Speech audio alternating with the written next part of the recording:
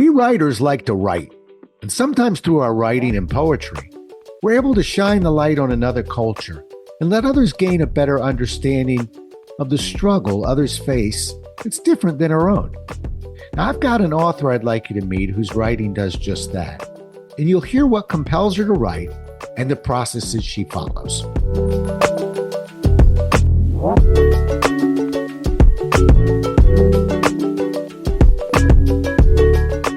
Welcome to A Book Finds You podcast. This week's guest is Anita Nahal. Join us as she shares the inspiration behind her book, along with her writing process, routines, and challenges. And now, here's your host, best-selling author, Rob Jolles.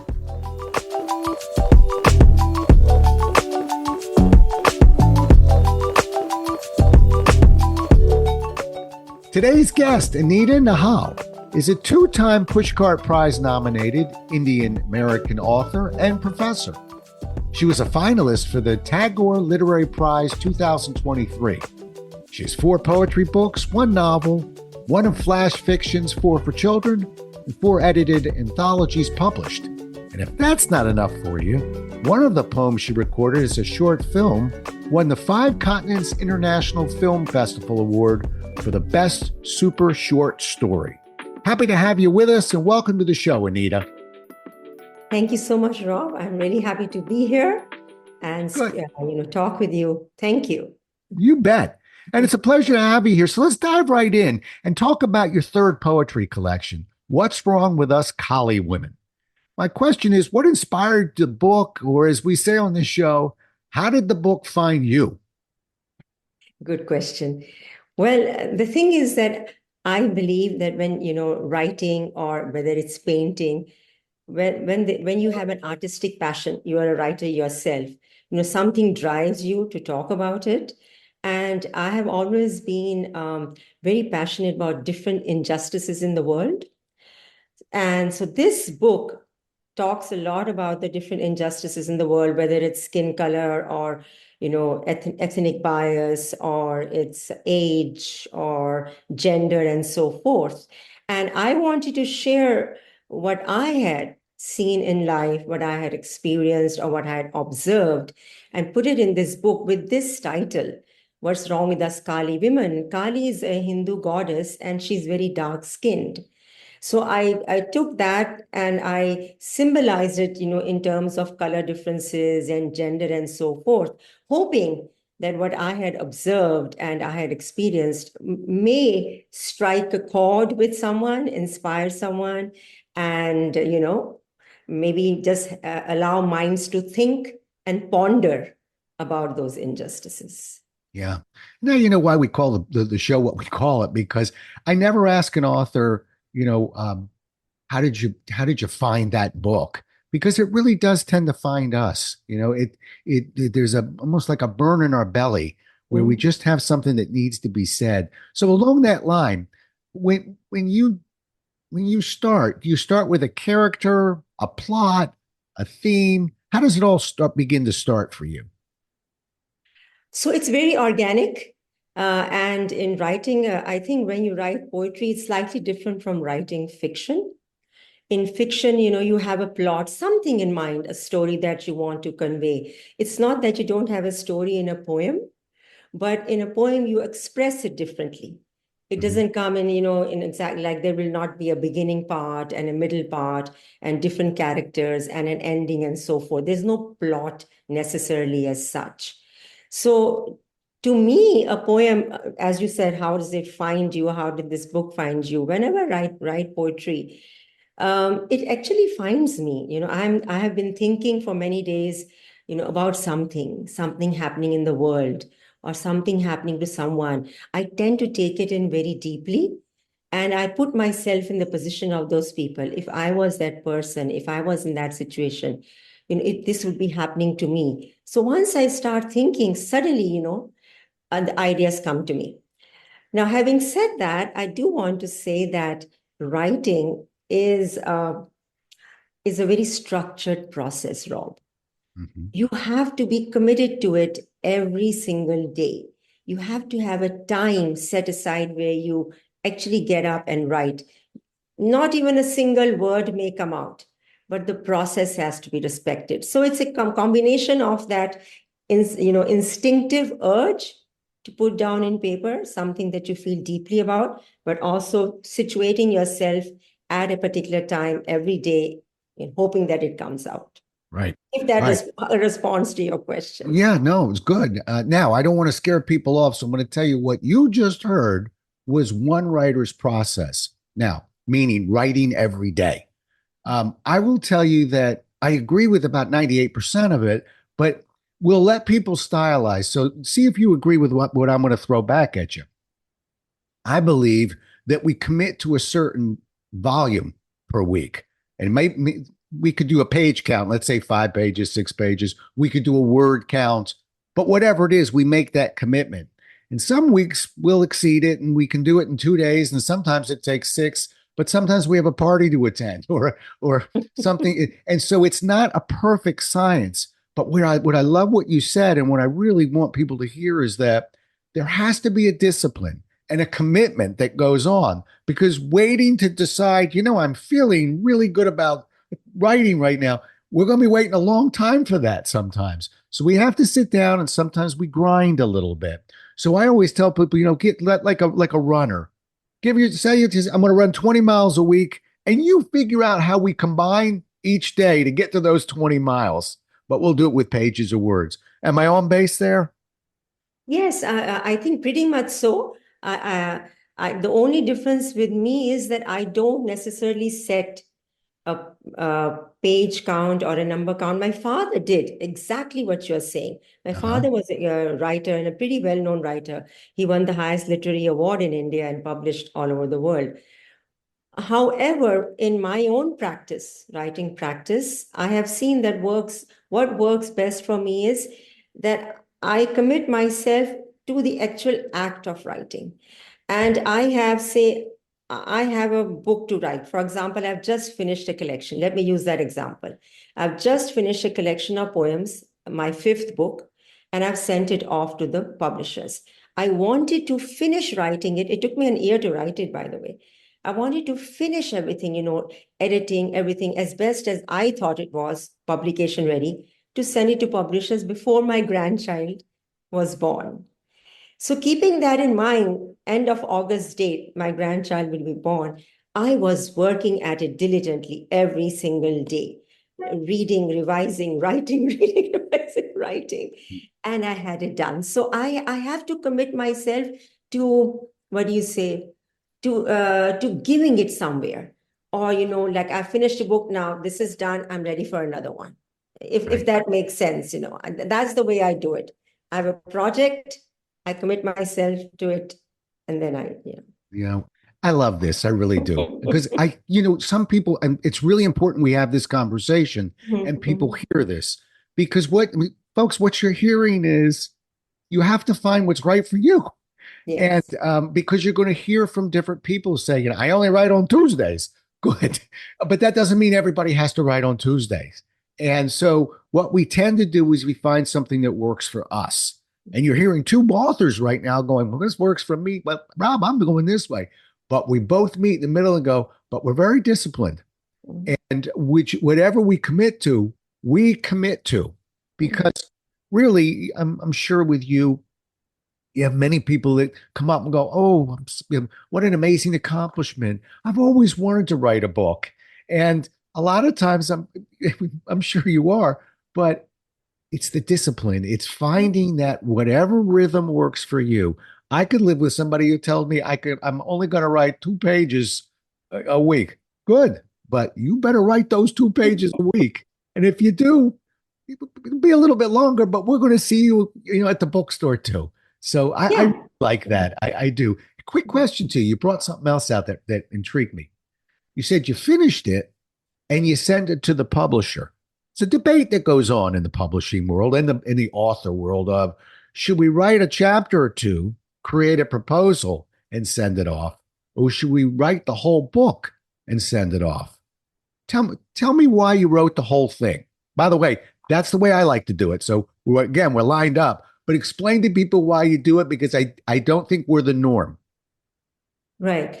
So, Rob, that's, that question, both uh, processes or paths are okay. Hmm. Why in a poetry book, generally, again, I think that's the distinction between poetry and fiction. Also, it depends on which, trajectory you're going to follow. Are you going to go to an agent, look for an agent? Hmm. And then the agent says, most agents says, send us your first 5 chapters or first 2 chapters. If they like it, they ask for the whole book, and then they, work for you to get it published, or get you a publisher. And many people don't find agents. It's very tough to find agents, um, particularly in the poetry world, because not many people read poetry. People tend to read fiction more. They'll pick up a collection of short stories or a novel more than a collection of poetry. So having said that, in poetry, I have seen, again, this is through my experience, that, and this is a tip I'd love to give to everyone, that if you are a poet, first of all, when you start writing, like you've written 1 poem, 2, 3, 10 poems, start sending them out to different journals for publication. Most presses, most publication houses want to see a solid foundation, a track record that this author has already published his or her poems in some, reasonably, well-known journal or magazine or something. So you start establishing that track process. You finish the whole collection, because mostly I've seen publishers don't like to get an incomplete manuscript as far as poetry is concerned. They want the entire collection. So that's the process I follow. I'll finish the whole collection, and I don't go through agents, because it's very difficult to get agents for poetry collections. And the second tip I want to give to listeners is that, like I did, besides keeping them published, so that when you send them, you have this all published here, your page, for acknowledgements. It's important to seek mid-level publishers. It's okay if you are a first-time poet. This is your first book. Send it out to you, and there's so many websites that I can share with listeners, where they can go and find mid-level publishers. And they are small publishers. They don't ask for money. They just ask for a proper process that you complete. And so do that. That's number one.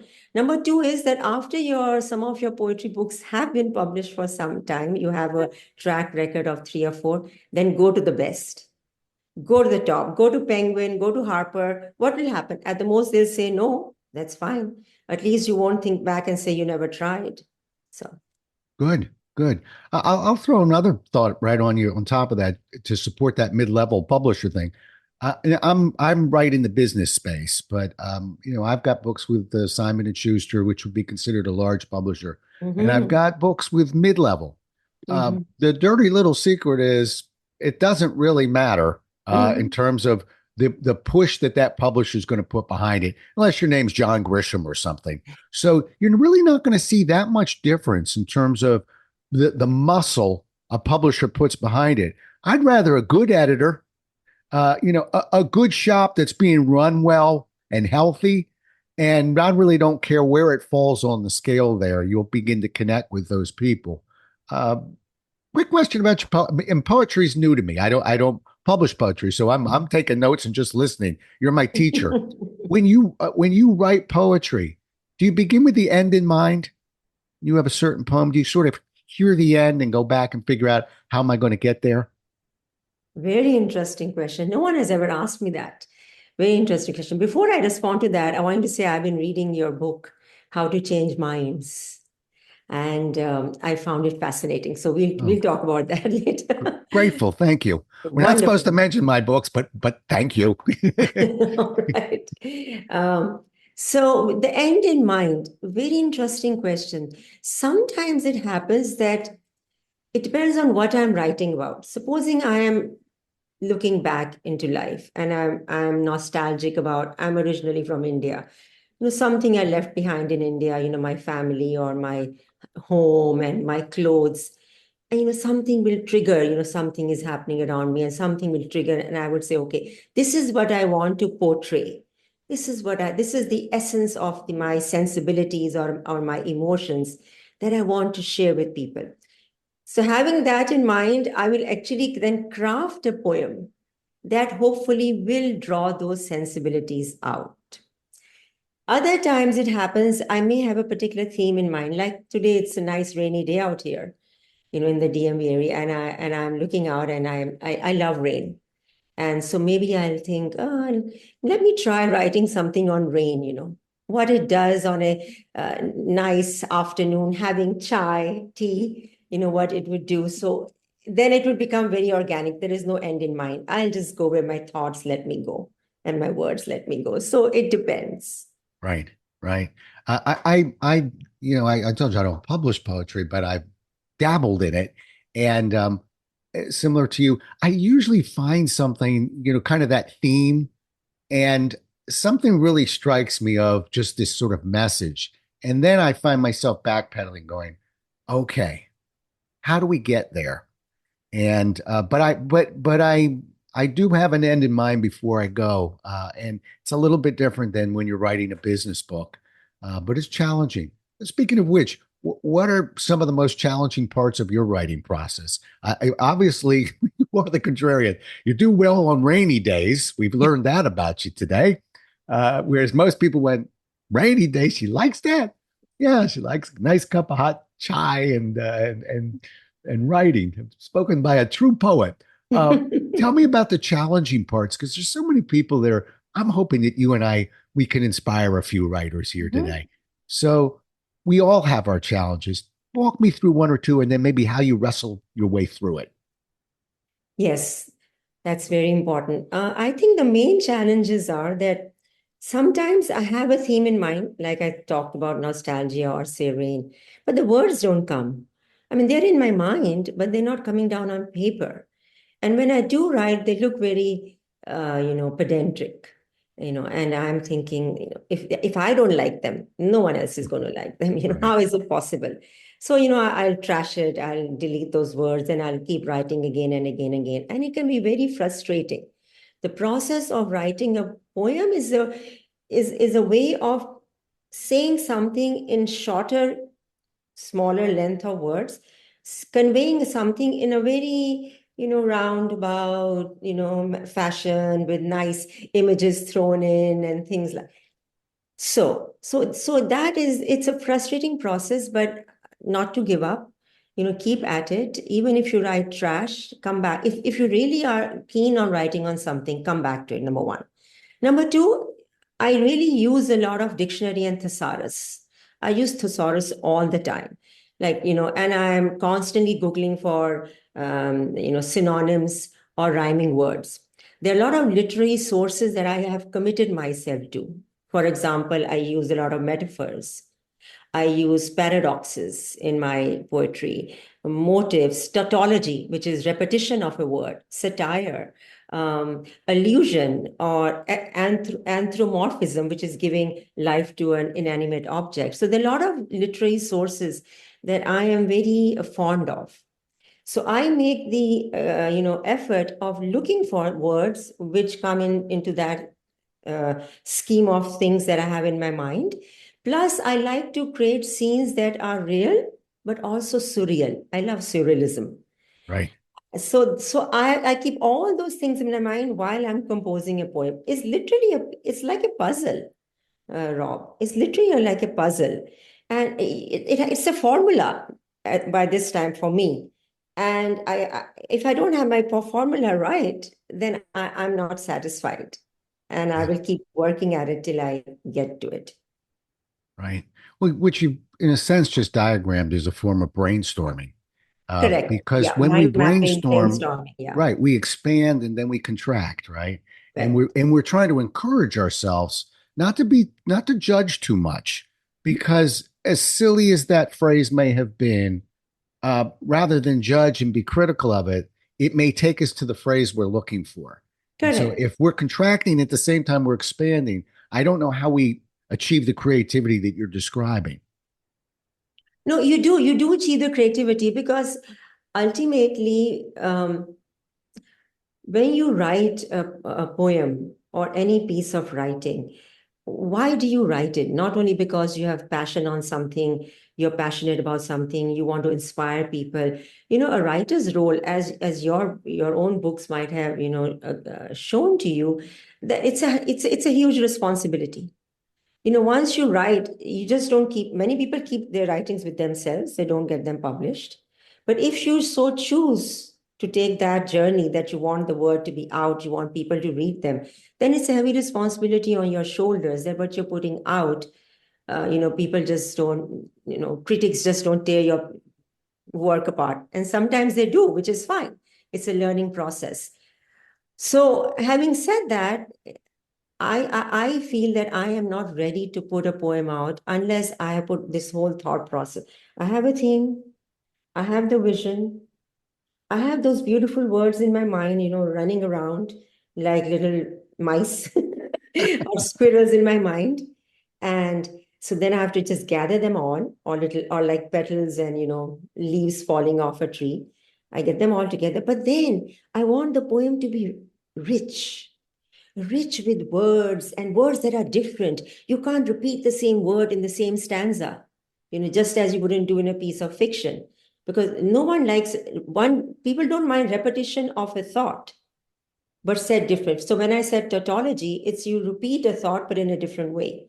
But you don't want it was a cool rainy day outside. So I went outside in the cool rain. You can't use the same adjectives again and again. So, to commit yourself to that, it's an exercise. While it's beautiful and it's creative and artistic, it's an exercise. So Yeah, you have to combine the two. agreed. A classic example for me is I actually keep a journal.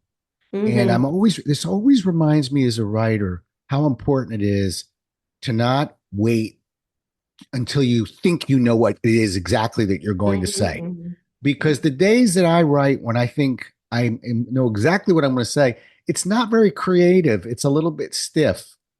The day I sit and put my hand on the keyboard and go, I really don't have that much to say, are rich. They are usually my favorite days. The days where, and I know you felt it as a poet, where you look back almost as if you painted a picture and went, Mm-hmm. "Look what I just did." Yeah. But it's not like I sat down going, "I know exactly this great painting."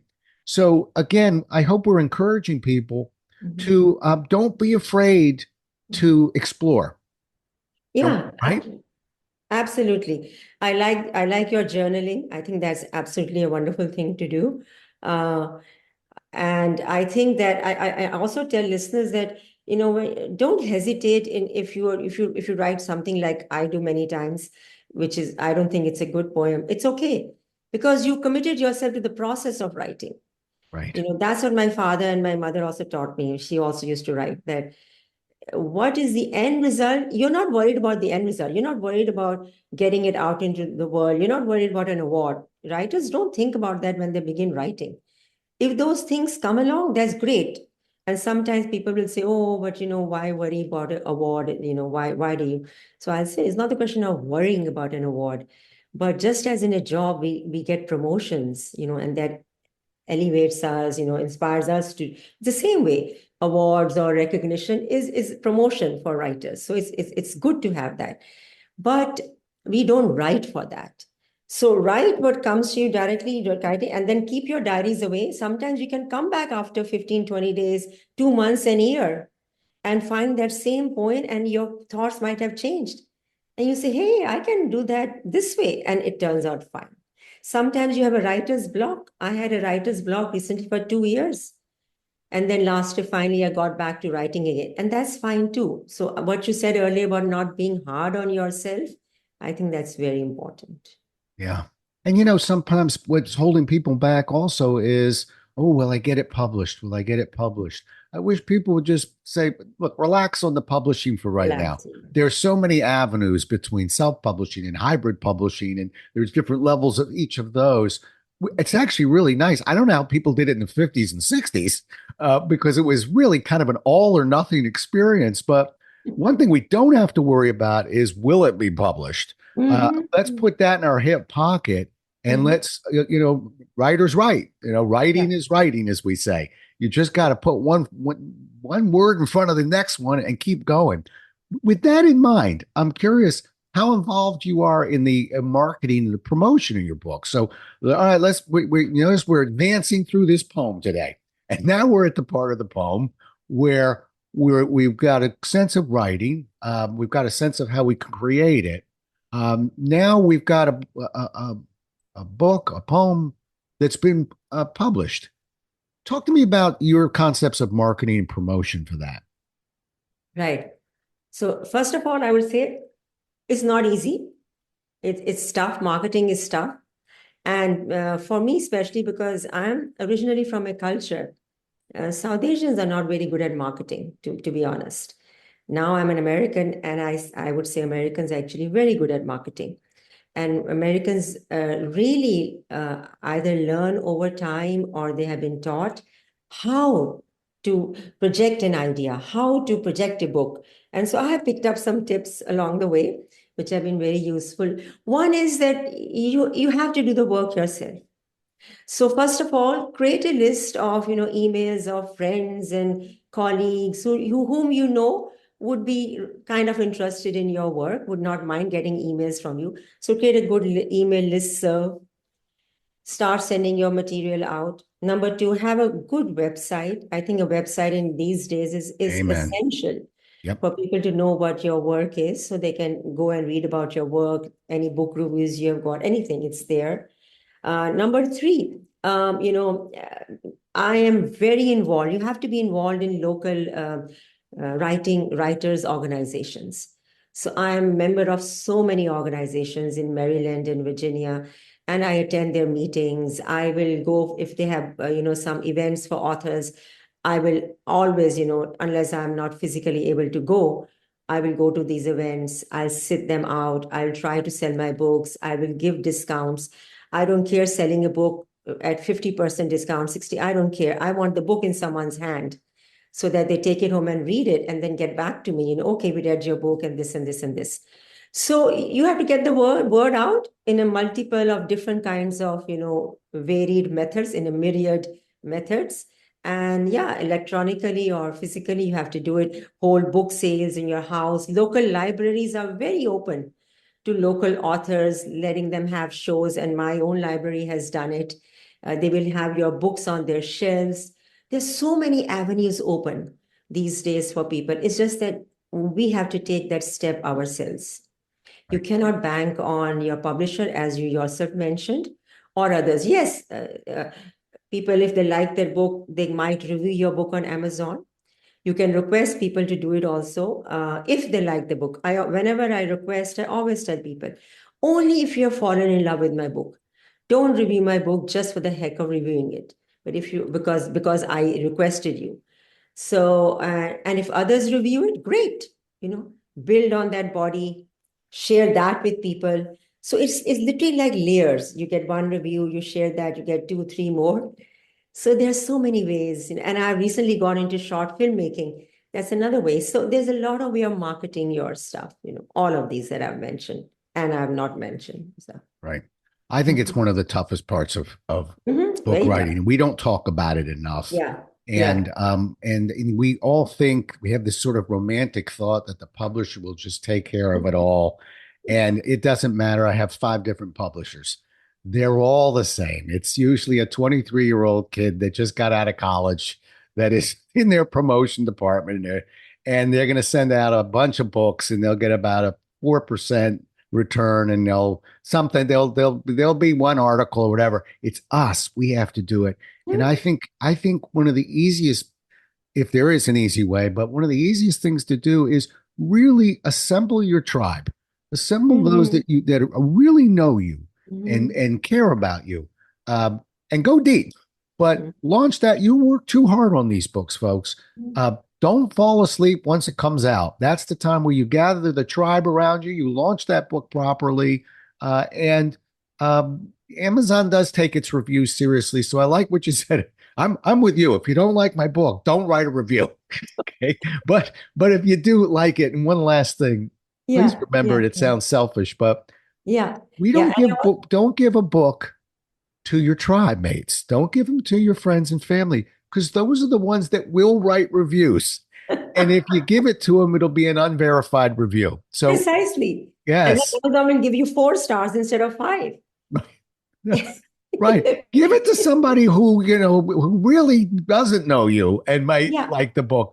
But we have that core group of people. Let's get some real nice reviews going, and then we can get some momentum. Anyway. I just wanted to add one point, if it's okay, that I want to tell listeners not to be disappointed if you don't get reviews. Like I have sent my books to Washington Post, New York Times. I never heard back, but I don't care. I'm going to do it. I want to make sure that I have no regrets later on that I did not send the book. If I believe in my book, if I have written it and it's published, then I must be the first believer in it. So I'm going to send my books out to top newspapers. If I don't hear back, it's perfectly fine. At least you tried. Yeah. And then you never know, one day. You never know. I actually interviewed somebody at the New York Times who is the person who actually receives those proposals. Would you believe that she gets about 1,000 proposals a day? I can imagine that. I know. So it's a select all delete. This is a network world. And and one other thing, Anita, if there is a budget behind a book, my suggestion is always to eyeball a good publicist, because that's who the Washington Post will listen to. That's who has a connection with the Post, or perhaps the Times, or Publishers Weekly or something. But it's really a long shot sometimes to just go in without any type of connection and lead. So, another tip for everybody. I totally agree with you. Good. Well, I have really enjoyed our conversation, and we went really right around the whole circle there. We did great. How do people get a hold of you, Anita?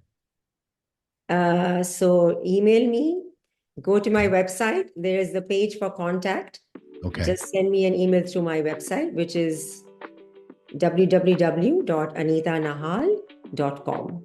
Okay. And that Nahal is Nahal, right? Correct. Good. Okay. So everybody, no dot in between. Everybody, there it is. Anita is just the way it sounds, Nahal. Really enjoyed talking to you. Grateful to have had the opportunity, quite frankly, and congratulations on the success of your books. You're, this doesn't happen by accident. You're a grinder, as we say, and I always like talking to people that are out there just disciplined and doing the best they can with the words that they find. That's what we do. Thank you for saying that. Thank you so much. You bet. Well, we'll do it again as well as we can next time, everybody. Until then, stay safe.